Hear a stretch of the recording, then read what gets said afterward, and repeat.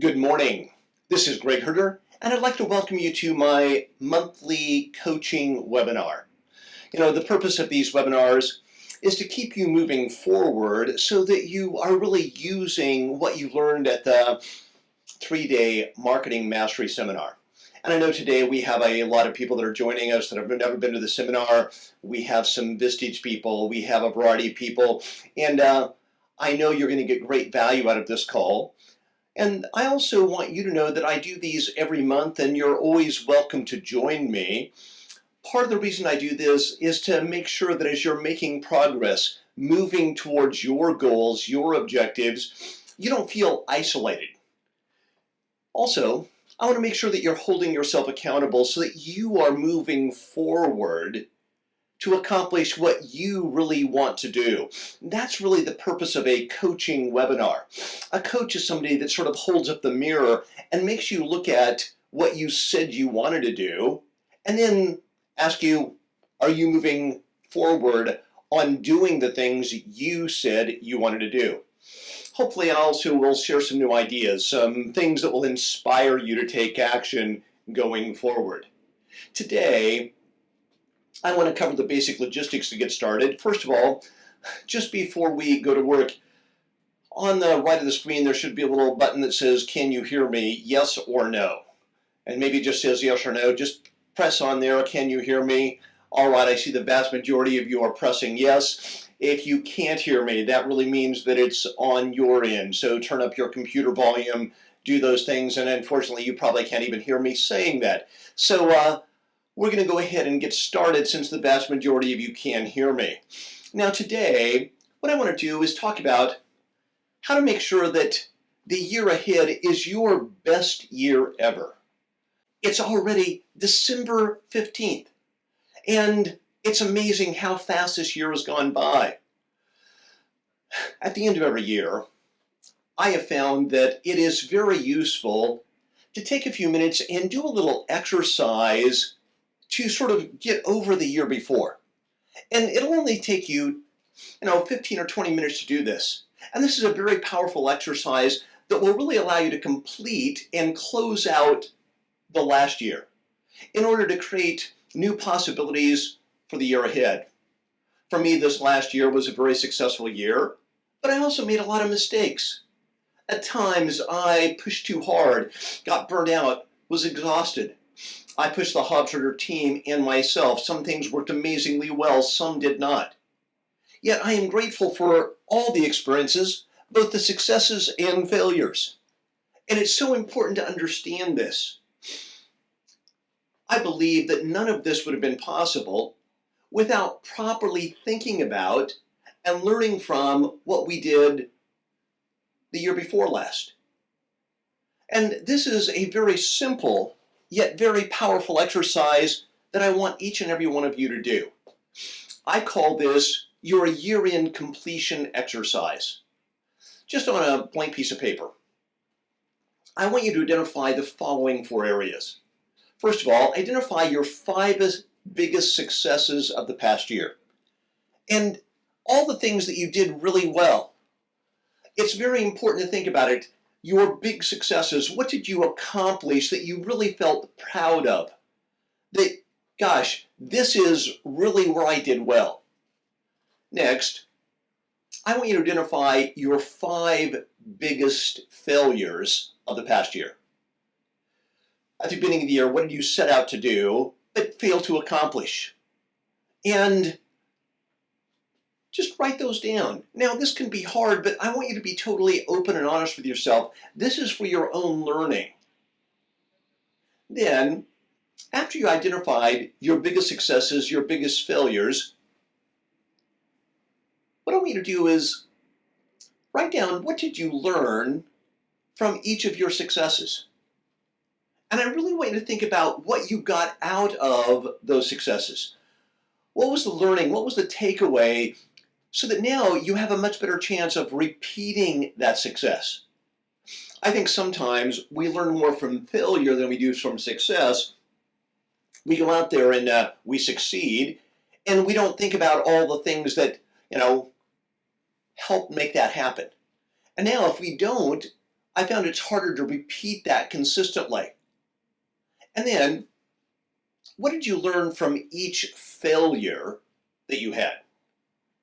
And look at the things that you failed on and say, you know, what caused that failure? What were the things that drove that? And I found this is very useful to think about. What I found is that those who don't learn from their failures are truly doomed to actually repeat them.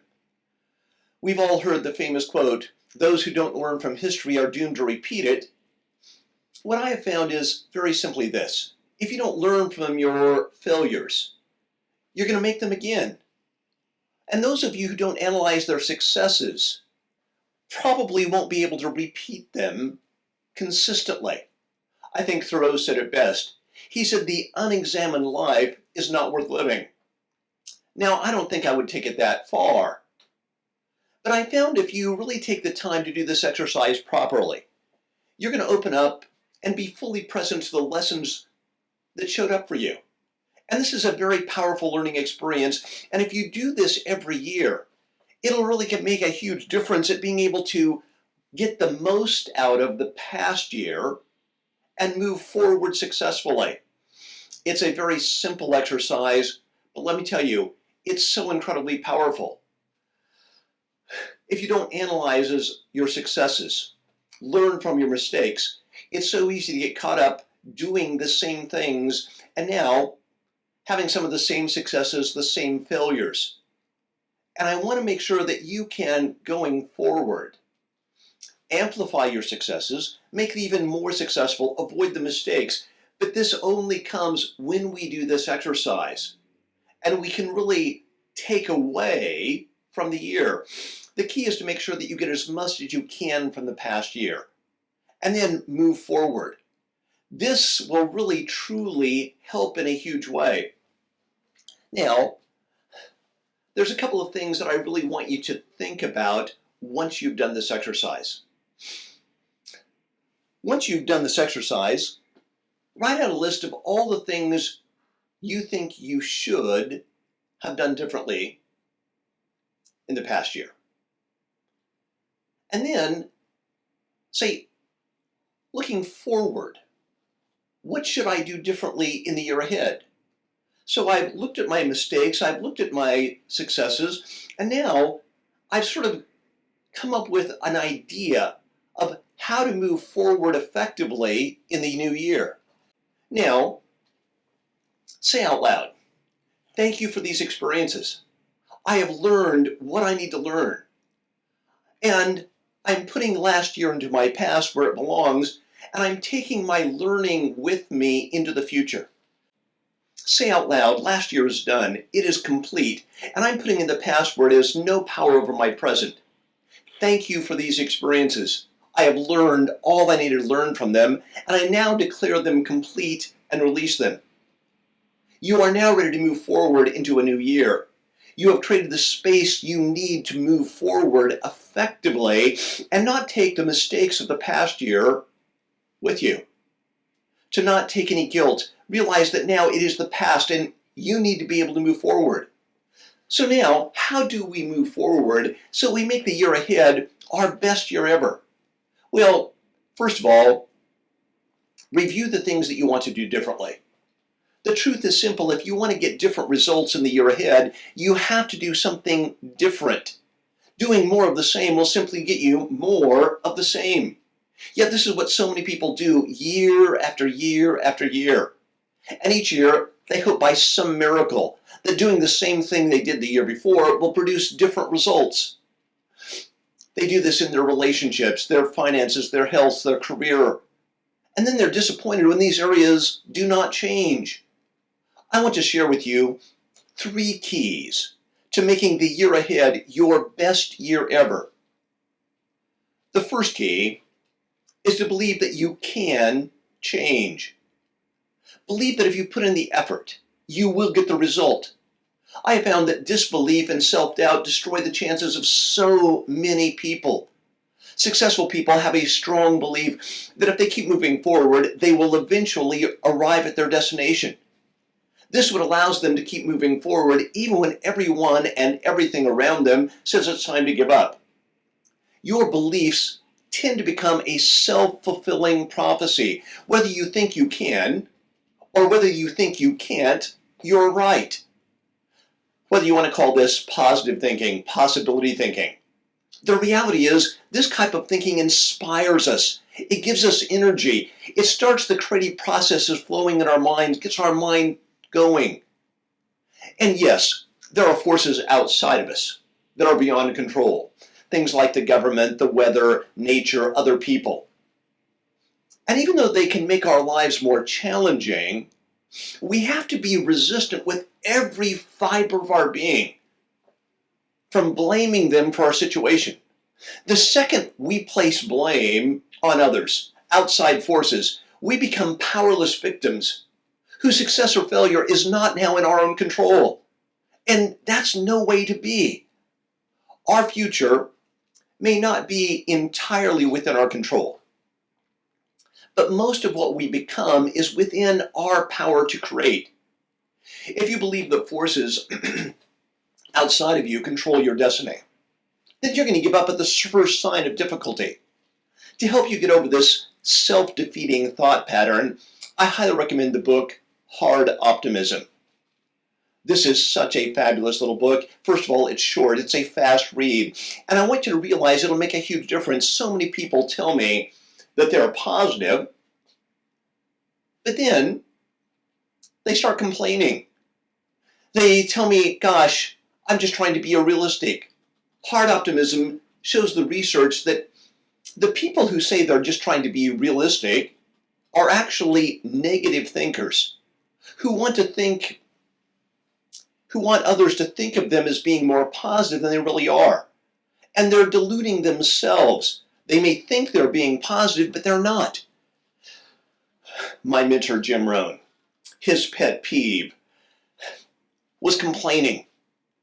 When I went to work for him, he said, Greg, I don't have a lot of rules, but I do have one rule that is absolutely critical. It's sacrosanct. When you are working here at Jim Rohn Productions, we do not complain about anything ever. And he was serious about it. Every time he heard somebody complain about anything, the weather, a client, the government, he would call them on it. And I really want you to understand how powerful that is. At the time, I thought it was a little strange, but the longer I have gone on, the more I realize what a brilliant thing to realize. How many of you have ever had somebody come up to you, complain about something, and at the end, you said, oh my goodness, I feel so much better about that complaint. See, it just doesn't happen.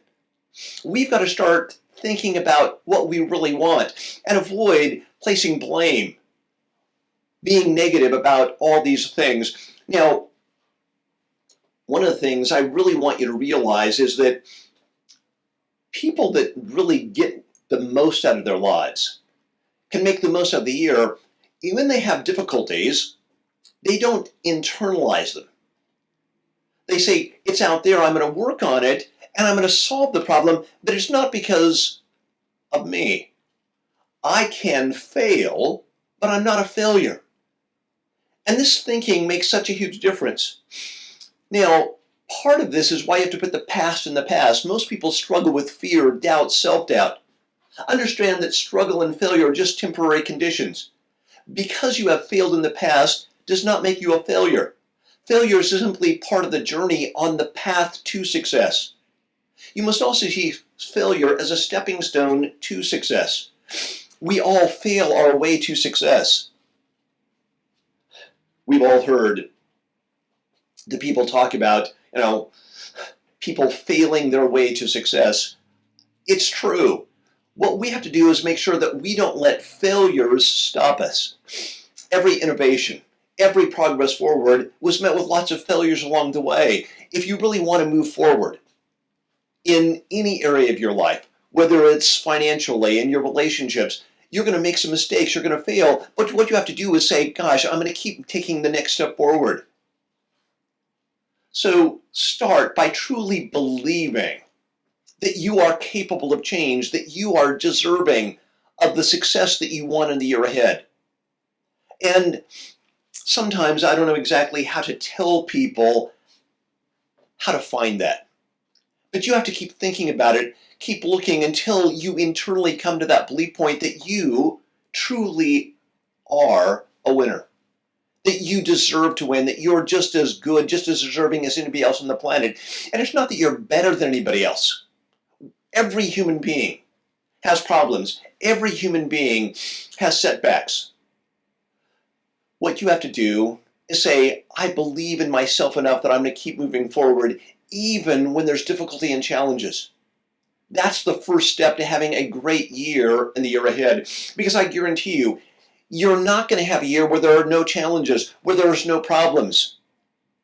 So now, once you develop this internal belief that you can succeed, that you are able to go out and change, to make the next year better than the last, the next key to truly having a phenomenal year is to set the right kind of goals for the year ahead. Now, we've all heard about the importance of goal setting, but most of us do not really understand how to set goals that inspire us. We set a goal to get out of debt. But whenever we think about it, in our mind we think, gosh, I have to spend so much time, so much part of my money just to pay my lousy bills. And I found that most people don't wake up in the morning and think to themselves, I can't wait to go to work today and do my very best, give the very best of what I have just so I can pay my lousy bills.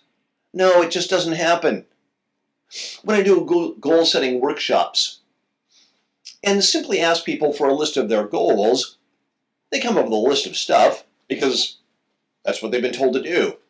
And they'll write things down like a new house, a Mercedes, a boat. But now, when I follow up by asking them, tell me, why do you want a new house? Why do you want a Mercedes? Why do you want a boat? They look at me and say something like, well, gosh, I think that would be cool. It sounds good. Or I'm not sure. I've just always wanted it. When people tell me those types of things, I know they're never going to reach the goal. Or if they do reach the goal, they will be disappointed because the goal has no real meaning to them once they achieve it. And now it's like, well, I guess I need a nicer car. I need a bigger house. To set meaningful goals that will keep you up early, keep you up late, help you overcome the difficulties along the way, you must start by having a strong personal vision for your life. See, unless you have a clear vision of the person you want to become, the life you want to lead, you cannot set meaningful goals. Hopefully, you all completed the vows clarification worksheet that we gave you at the Marketing Mastery event. Now, if you've lost it or you didn't attend to the event, there should be a little link just to the right of the screen where you can download a copy of it. And the vows clarification is so important to help you get a clear idea of what you really stand for as a person, a clear set of values. Now, once you are clear on your values, now you need to set SMART goals for every area of your life in the year ahead. Now, I'm sure you've all heard of SMART goals. SMART stands for specific, measurable, achievable, relevant, and timed. And these are so critical. If you don't make your goals SMART, it's just a list of stuff. And I found that won't pull, it won't make a huge difference for you. Every goal you set, first of all, must be specific and measurable. Don't be tempted to write things down like, gosh, make more money, lose weight, exercise more. I found these just don't work. So many people say, well, I want to improve my relationship. I want to read more. I want to be a better parent, a better leader, a better spouse. I want to buy a new car. But see, none of these are specific goals. And they are almost impossible to measure. Even things like buying a new car are not specific. Does that mean an old car that is new to you? Or is that a car that's being sold for the first time? See, for it to be a specific goal, you have to be clear on the make, the model, the features, what it is that you really want. In setting goals, specificity matters. And it matters in a huge, huge way. Every time I see someone write in one of my seminars where we're doing goal setting, they'll write out, gosh, I want to make more money. And as soon as I see that goal, I simply walk up to them, and I only have some pennies in my pocket, and I simply give them a penny. And I say, now you can cross that goal off your list. And they look at me and they say, oh no, I wanted more than a penny. I said, but you have more money than you did when you wrote the goal. And they say, well, a penny's not enough. I say, well then, how much is enough? Is it 2 pennies, 10 pennies? No, they say a lot more. See, more money is just a penny. You've got to be clear exactly what you want. So what you have to do is write a very specific goal. I want to earn $200,000 in commissions in the next 12 months. So instead of writing down general goals like I want to get out of debt, first of all, find out exactly how much you owe. Now I know this can be scary, it can be a little difficult. It's sobering once you really find out though, and then write down a goal. Maybe you say, gosh, I don't think in the next 12 months I can pay off all my debt. So write a goal, say, my goal is to pay off $23,500 of my total debt of $96,000 in the next year. Now, you have to ask yourself, do you personally believe this goal is achievable for you? See, it's got to be specific, measurable, and now you have to ask, is this truly something that I believe that I can accomplish? And only you know if you believe you can do it. See, if you don't believe you can, you'll never give it serious effort. The research shows that the most effective goals are always stretch goals. Goals that, gosh, they make us a little bit better than we are, but they aren't so far out there that we don't believe it's possible. And everybody's got a little different idea of what stretch is. Some people can set a goal that most other people would think is totally unrealistic, but if they believe it internally, they can accomplish it. We realize that it's up to us to figure this out. But I want you to realize you have to internally believe you are capable of and can accomplish every goal for your set for yourself.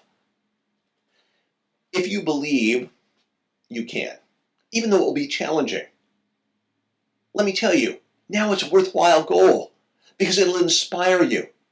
Now, don't worry about what other people say. Even if no one else around you thinks you are capable of achieving the goal, if you believe it, it will be a good goal. If, on the other hand, you personally do not truly believe you can accomplish the goal, let me tell you, you will be better off lowering the goal to a level that you do believe is achievable for you, even if everyone else is saying, gosh, you can do it. Because if you don't believe you can do it, I promise it'll never happen for you. Next, for every goal that you set, you have to make sure that goal is relevant to you. Now, to me, this is getting to the reason behind the goal. Why do you want to achieve the goal? To me, this is the most important part of goal setting. It's often the hardest part to figure out, but unless you are willing to figure this out, everything else is a waste of time. Every goal, no matter how big or small it is, you have to figure out, why do I want that goal? So next to each goal, write down, why do you want to accomplish that goal? So you say, gosh, I want to be debt-free. And the reason I want to pay off $23,500 of my debt this next year is so that in 10 years, I will be totally debt-free and have saved $300,000. This will allow me to take 3 months off every summer that my kids are in high school, travel the world with them, so that we'll have unique experiences they will remember for a lifetime. It will also help them be able to make better choices about what they want to do in their life and inspire them to do well in college. See, now that's a goal. Now, gosh, the reason I wanted to have this is think about what it's going to do for my family, my kids. Think about the experiences. See, if we wake up in the morning and say, gosh, I just want to pay off my lousy bills, that's not that motivating. But we wake up in the morning and say, oh my goodness, I want to have an unbelievable experience when my kids are in high school. Travel around the world with them, give them a whole different perspective so that now they make better choices, have better opportunities, look at things differently than I did, so that they truly have happiness in their life. See, now that'll drive us. That'll get us up early, keep us up late. Or you think about, gosh, the reason I want to lose X number of pounds is that I want to make sure that I can run a 5K in 16 minutes so that I can live actively until I'm 95 years old. I will not die at age 58 of a heart attack like my uncle, my father, my mother. My kids will not have to go through the pain that I did. And so that I can be the grandfather that my kids, that they never got to experience. Whatever it is that drives you. See, losing weight is usually not that strong of a motivator. But if you think about what the payoff is, my wife Janet smoked for a number of years. And as she started to read the research on the disease, she came to me one day and she said, Greg, I have to give up smoking because I want to be here for my kids. Now, I was incredibly amazed at her ability to clearly see, here's the payoff. And she was able to quit smoking. And she hasn't smoked now for, close to 30 years. It's been amazing. See, finding the emotional context behind your goals is so incredibly powerful.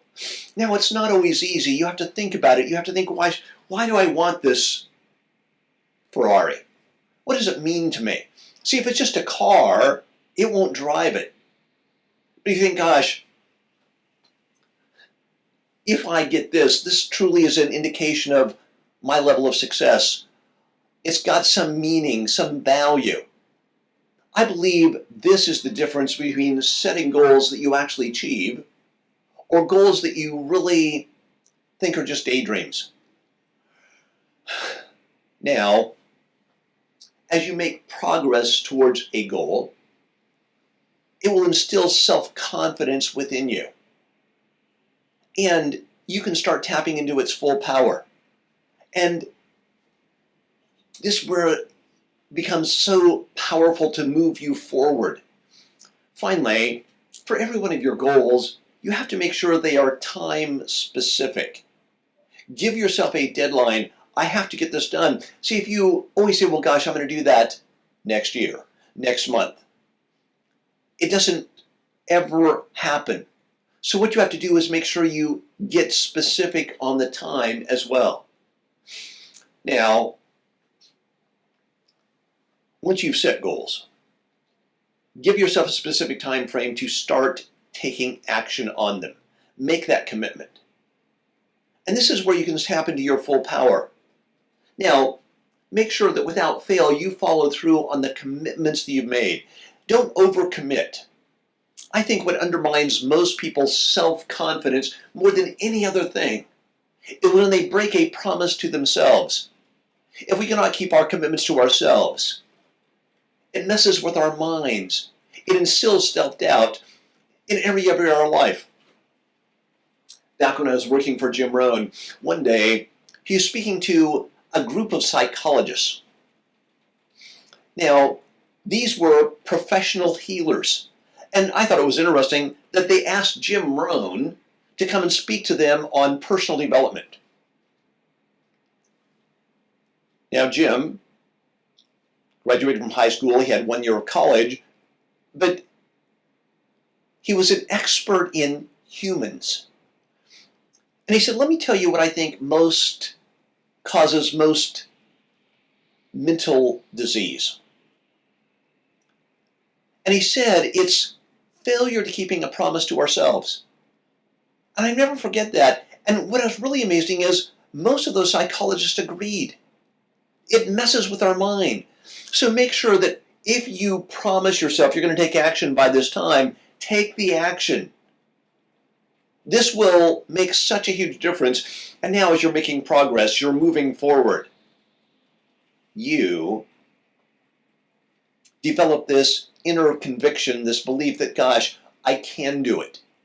I can make progress. Now, as you make progress, there's going to be mistakes. There's going to be setbacks. And what you have to do is say, it's just part of the process. I'm going to just keep moving forward. Now, the third key to making sure next year is your best year ever is to make sure that you take action.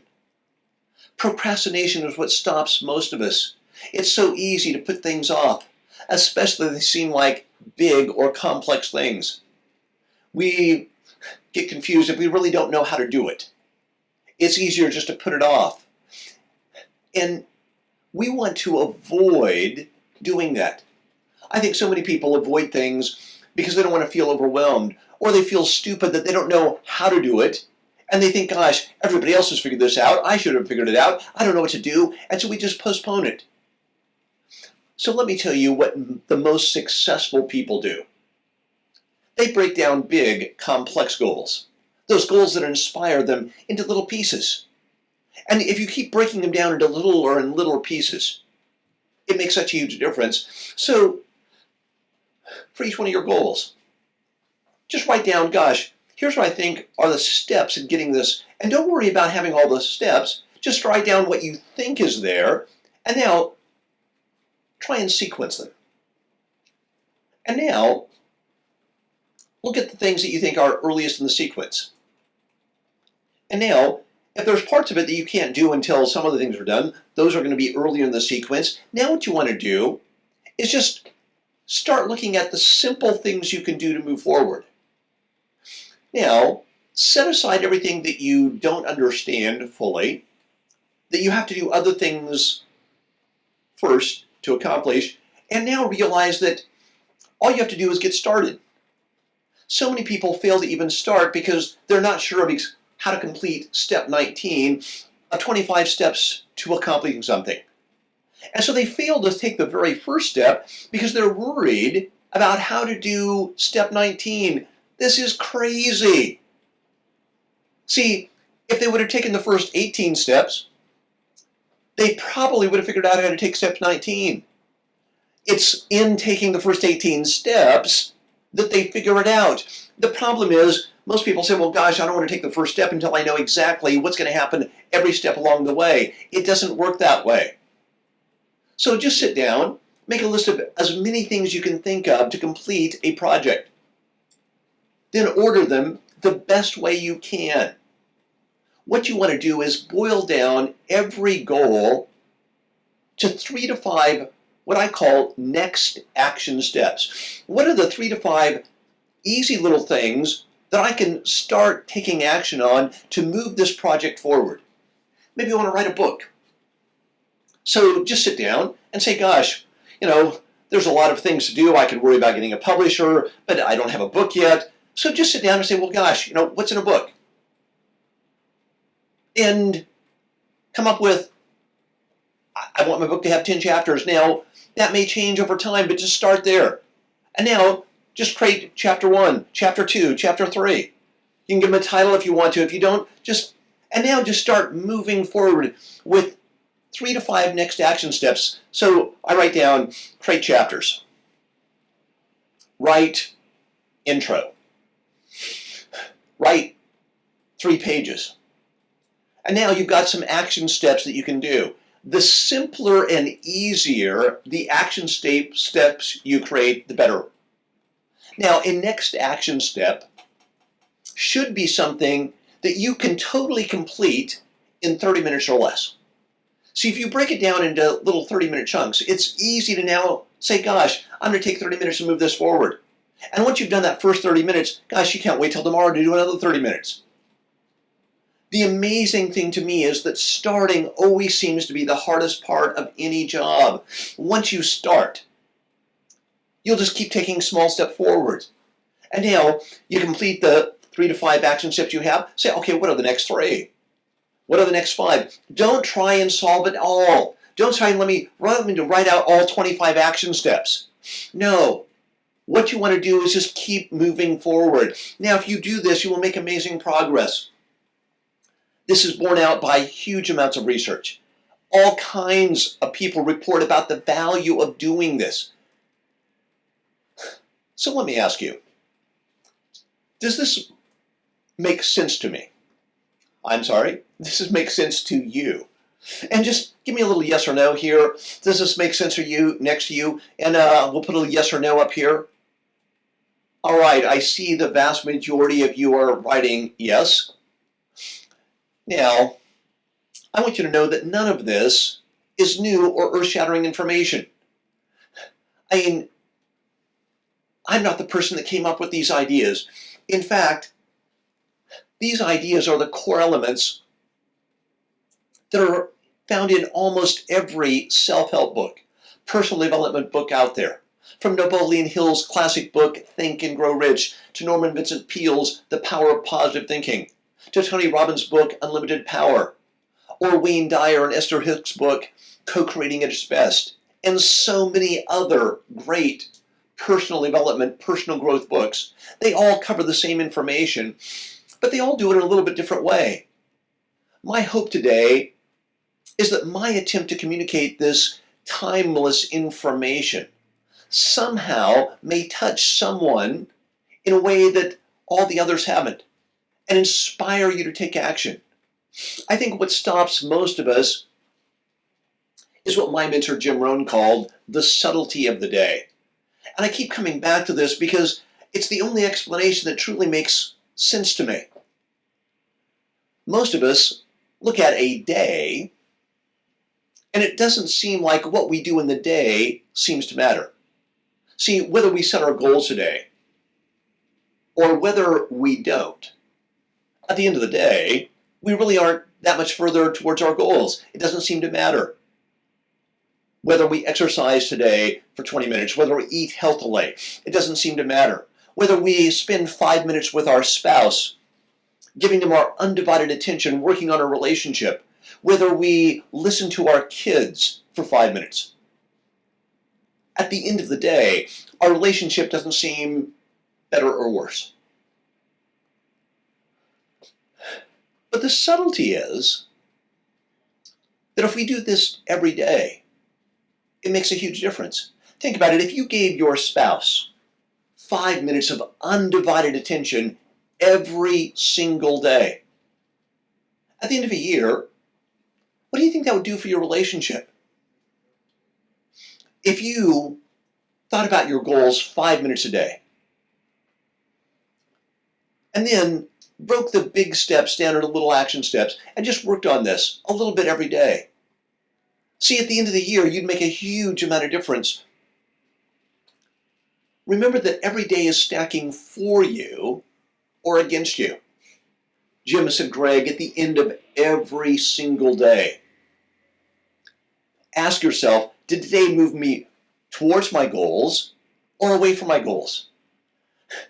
And this will make such a big difference if you will do this. Now, I can't stress the importance of actually doing this. Let me tell you what I really think about the year ahead. The year ahead is going to have unprecedented opportunity. And it's going to also have unprecedented challenges. That's the nature of life. Opportunity comes with challenges. It's because of the challenges the opportunity exists. You can't have one without the other. So many of us think, gosh, I want to have an unbelievable year, but I don't want to have any problems. The most successful year you will have is overcoming the problems that are in the marketplace. The people that solve the biggest problems, provide the most value, are going to get the most out of it. So what you want to do is once you've clearly gone through this process, you've closed out last year, you really believe you can accomplish what you want. You've set smart, specific goals. And now you're taking action every day. You're making daily little progress. Also ask yourself, what kind of a person do I need to become in the year ahead to accomplish my goals? And now think about the things you can develop. See, if we become more, we can accomplish the most amazing things. It's your own personal development, your personal growth. And so get committed to now in the year ahead to saying, gosh, I want to become more of the person that will move me towards my goals. I'm going to think about where I'm going. Remember that you get paid for the value you bring to the marketplace. The marketplace does not respond to need. It responds to deserve. It responds to the simple little things. Now, remember that the marketplace does not have anything to do with your value as a human being. The marketplace rewards scarcity and solving problems. But you are a valuable human being. You're a valuable brother, parent, person, friend. What you're making doesn't determine your value. That's determined by your ability to say, what can I bring to the marketplace that the marketplace values? And this is so important to understand. You want to make sure that you separate your value from money. Now, remember that we are in an incredible marketplace. There is a ladder of success and there's unlimited opportunity here. I mean, it's incredible. Now, some people get caught up in all, in my opinion, the wrong things. They say, well, gosh, minimum wage should be higher. No, minimum wage doesn't matter unless you plan on always earning minimum wage. See, but if you're earning minimum wage, you want to say, okay, what can I do to make myself more valuable so I can get beyond minimum wage? That's your own personal growth. This starts by this whole process of setting the goals you're going to set last year apart and now move forward. Remember, it's a ladder, and the ladder is incredible. The upper end of the income scale is unbelievable. Now think about it. Two people, both parents, both good people. One earns minimum wage. One works $500, $600, $1,000 an hour. What's the difference? They found a way of providing more value to the marketplace. It doesn't make them a better person. They just figured out a way to do that. So what you want to do is say, how can I bring more value to the marketplace? And you tend to bring more value by the more problems you can solve, the more difficulty you can get through. And this is where your personal development, your personal growth comes in. The way to climb the ladder is to improve your skills, your personality. Now, I'm amazed. Some people don't get this. They say, well, gosh, it's not fair. No, don't worry about that. Don't blame all those things. They say, well, I need to make more than minimum wage. But now they aren't willing to work on their communication. They aren't willing to work on their presence, their handshake. It's those little things. And what I want you to do is look at it and say, what are the skills that I can develop that are valued by the marketplace? Whether that's leadership skills, whether that's your own personal development, whether it's sales skills, whatever it is. There are so many great skills to develop. See, if you become a great salesperson, you can do so much better. You can have so much more influence. Maybe you need to work on your marketing skills. How do I attract a steady flow of business? But now you've got to work on it. Then maybe you've got marketing and sales, but now your structures, your organization is not running that well. Maybe you need to work on your organizational skills. Maybe you need to work on your leadership skills, your communication skills. Maybe you need to work on your listening skills in the year ahead. I found that this is one of the hardest skills to develop, but it is so powerful. If you are really able to listen to others, read between the lines, figure out what's there, let me tell you, it can make a huge difference. Maybe you need to work on your ability to inspire others, the people around you, so that they can go to a higher level. Let me tell you, when you're able to help other people, it makes such a huge difference. Jim Rohn said, Greg, if you help enough other people get everything they want in their life, you can get everything you want in life. And I found that that's so important. The more you work on providing value to others, the more impact you'll have. Now, you do this through your own self-education. Self-education is the way to ensure that you grow both personally and professionally. Here's what I found. Formal education will get you a job. Self-education will make you a fortune. And this is what you've got to do every single day. How do I get better? Now, part of the process we've been talking about today is your self-education. It's going back and reviewing the year before. Now, let me tell you, that'll put you in the top 1 or 2%. Because the vast majority of people never do this. They never go look at the past year and say, what did I learn from my successes? What did I learn from my failures? And this is where it starts, so that you're learning and growing. I want you to make sure that you take total responsibility for your own personal development and education. Jim always said, Greg, you've got to learn to work harder on yourself than you do on your job. And I think that's where most people get in trouble. They go to work and they work hard on their job, but then they don't work on getting better. They say, well, gosh, my job doesn't pay that much. It's this way, it's that way. Learn to always do more than you get paid for. See, the one guy goes to work. He shows up a little late. He leaves a little early for lunch. He gets back a little late from lunch. He leaves a little early. And he keeps doing this. And over a few years, he says, gosh, I go in early, I leave early. I'm only working about 60% of the day. I'm getting a full day's pay. And I think it has it wired. But guess what? He set up his own disaster. Because when the company hits trouble, he's going to be the first to be lost. See, if they're paying you X, and you do a job that says, gosh, I'm earning X plus Y, you're developing your own skills, you're more opportunity. And the harder you work on doing a better job at whatever it is that you do, the more opportunity will find you. I think so many people get this wrong. They think, well, gosh, if this is all they pay, I'm not going to extend myself. No, that's the wrong philosophy.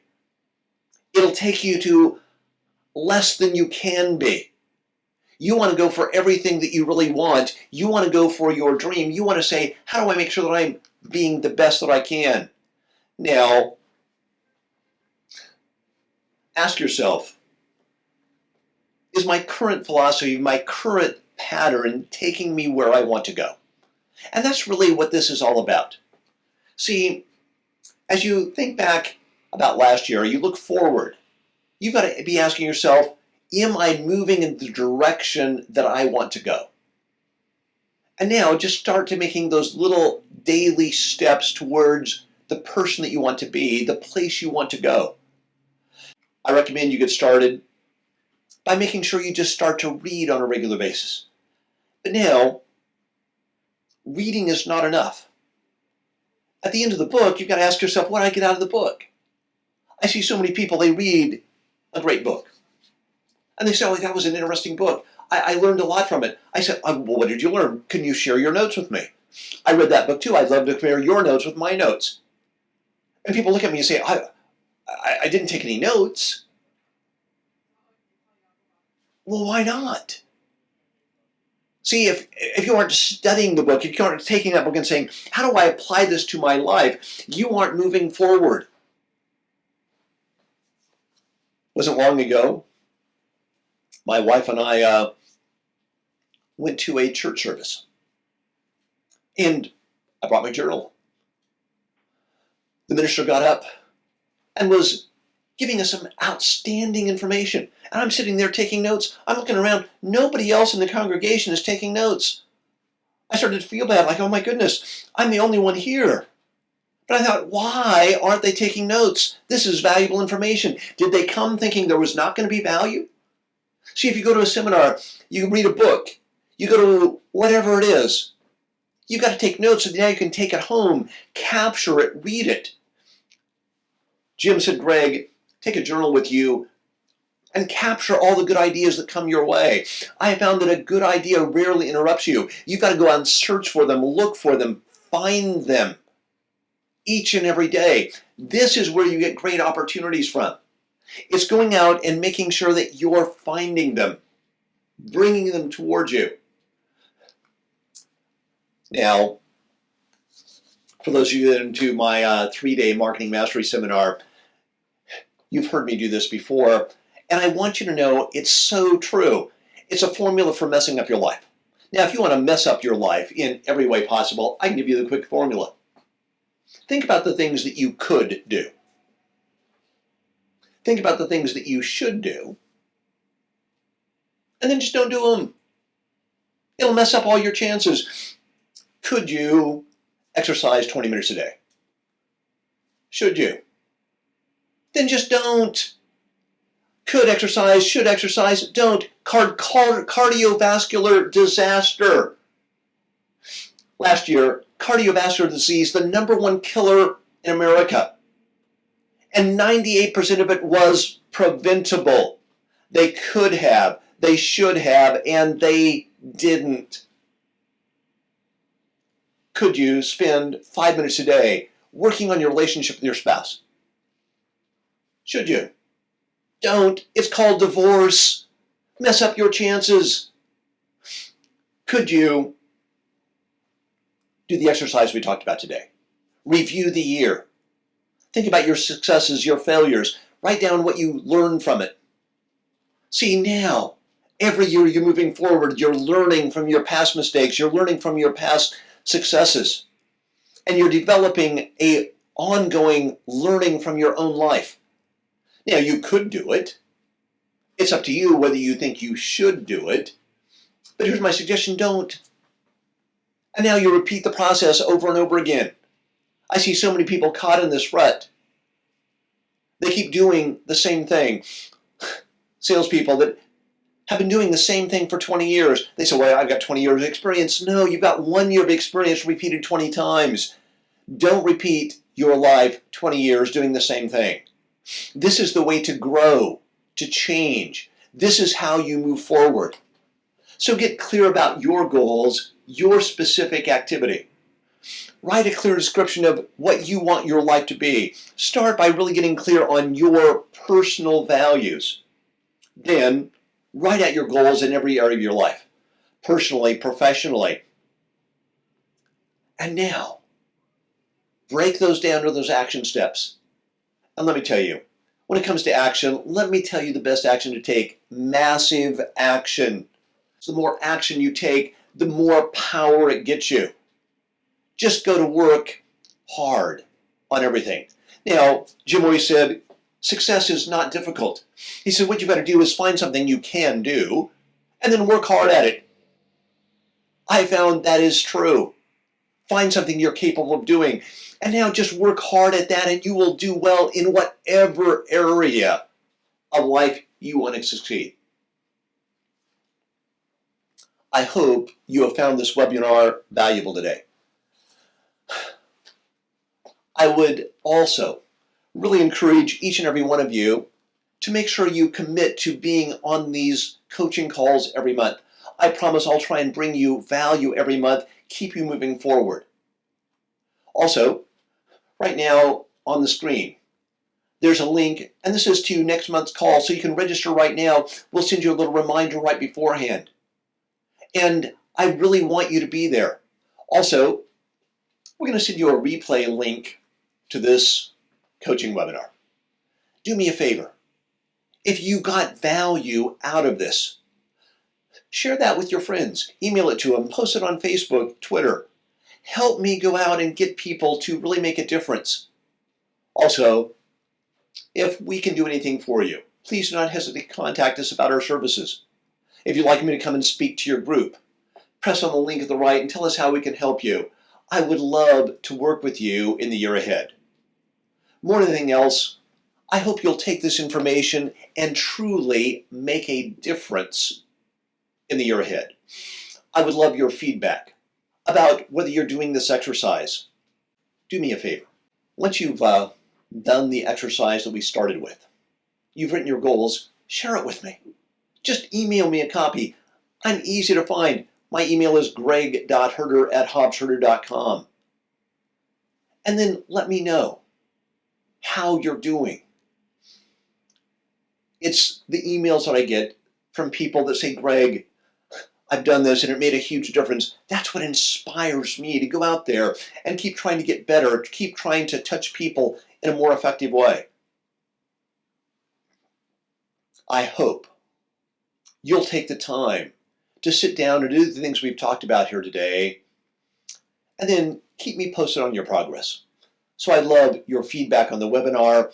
Hopefully you got great value out of it. Also, I know that I see we're coming close to the end of our time.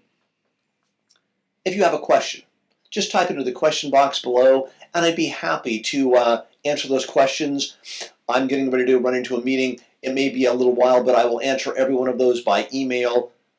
I want to thank you for your time here today. I appreciate your time, your commitment to learning and growing. I hope that you will join me every month on these calls. I look forward to seeing you next month. And I hope you have an absolutely incredible year in the year ahead. Thank you, and God bless.